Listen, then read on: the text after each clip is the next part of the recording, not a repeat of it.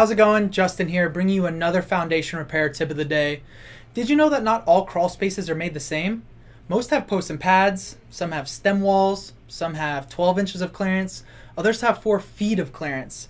And in Southern California, we often see them being made up of concrete CMU blocks, although sometimes we've seen them made up of things like river rock as well. Regardless of how a raised foundation is built, its health is a very important factor in the health of any home. During the inspection and after confirming that there aren't any safety hazards, our specialists inspect the structural integrity within the crawl space. They'll look at things like posts, pads, beams. Are they adequately supporting each other and the structure? Are they properly following seismic or earthquake guidelines?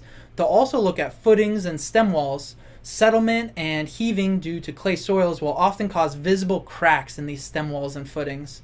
They'll also make note of moisture levels in the soil, among multiple other tests and measurements from within the crawl space. If your house is on a raised foundation, its health is a very, very important factor in the longevity of your home. Take a look at your crawl space or have a professional do the dirty work for you. And that's your tip of the day.